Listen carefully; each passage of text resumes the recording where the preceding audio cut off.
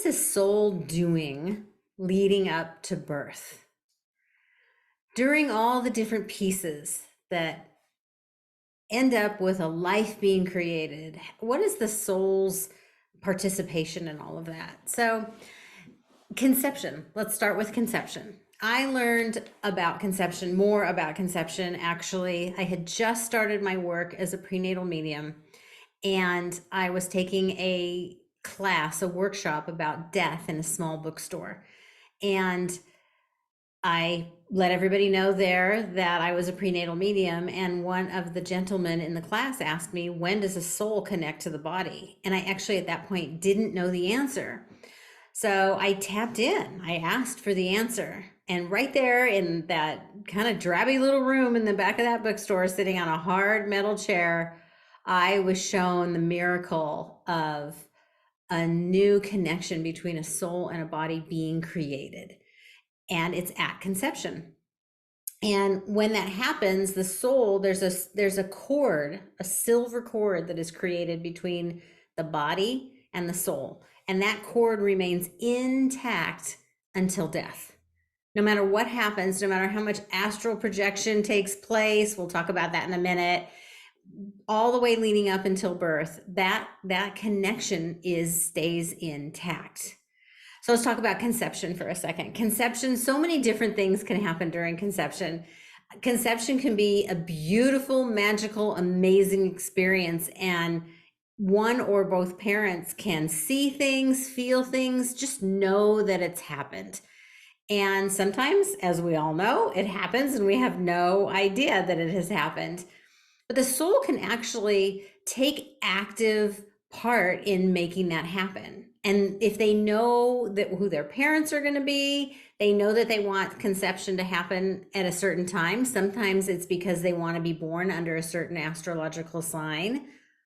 I'm sure there's lots of reasons, but they can actually actively encourage conception through some different ways. I did a reading for a woman who at first she didn't really realize that her baby had actually actively participated in this. But when I asked her, I said, sometimes they'll kind of manipulate things and make things happen. She said, oh my gosh, my husband was out of town on a trip and he wasn't supposed to be home for days. And he, all of a sudden he just decided, I have to be with you. And he came home. And then that night, in the middle of the night, they kind of just woke up and found each other in each other's embrace. And that's when that baby was conceived. That happens to couples. They'll just kind of find themselves in the act and not really remembering exactly how they got there. Sometimes people will actually see that spark of life coming into the womb as conception happens. So that's the conception piece. And the souls of the babies, definitely, they can have active participation in that happening and often are witness to it. Now, let's talk about pregnancy and what's going on with a soul during pregnancy, because it's very different between different souls. Some souls, they love to be in the womb and they spend a lot of time in there with their moms. They can do wonderful things from there. They can download wisdom. They can heal. They can just bond and connect, and they're in there a lot. Some other souls, not so much.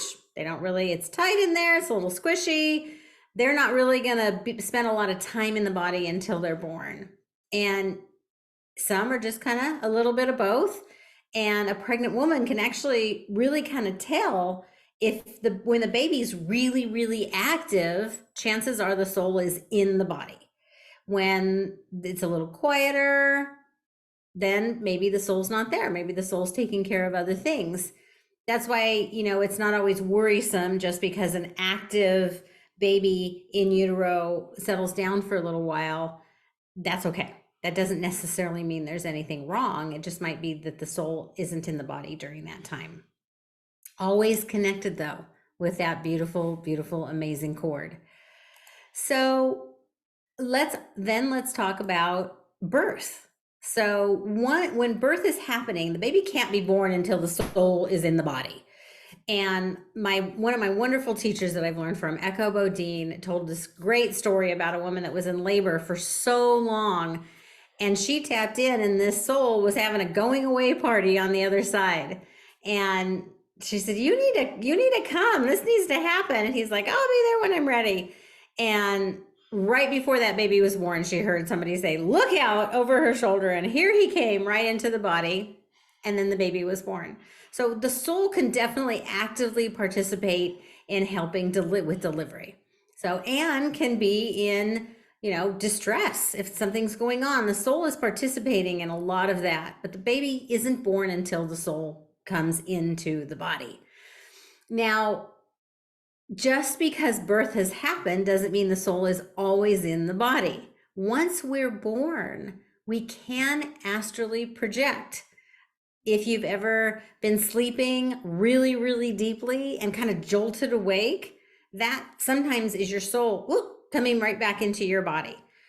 We astrally project when you're sleeping really, really, really deeply. That could be what's going on. But again, that silver cord is always, always connected. So, and, I hate to bring up such a difficult subject, but with, when tiny babies don't stay, the soul might have decided, but it's been spending time outside of the body and decided this isn't the right time for me to stay. It doesn't necessarily mean there was something wrong with the body. Sudden infant death syndrome was a thing for a long time. I think medically we've learned a lot more now, but sometimes it's just the soul's making a decision. Just like any time that death occurs, oftentimes it's the soul making a decision. Am I going to stay or am I going to go? So that is a little bit of insight into what's happening with the soul during the whole birth process, everything leading up to the birth process. And one more thing that I wanted to touch on before I close out this video is I did a reading for somebody the other day that actually has an embryo, a frozen embryo. And as I was doing a reading with her, I was very curious about that type of situation where in vitro is going to happen and that conception occurs not in a woman's body. So I tapped into that for an answer because I didn't know when there's frozen embryos or are there souls attached to each of those embryos. And the answer I got was no. When that happens, the soul does not attach to the body until implantation. So that is just, I thought that was really actually great news for people that have frozen embryos. So it's not like if you were to decide not to use that embryo, there's a soul that's just going to linger around until something's done with it. So interesting, the information that we get as we tap into universal knowledge. I hope that this has been enlightening for you. And please subscribe if you haven't subscribed to my channel, and have an amazing day.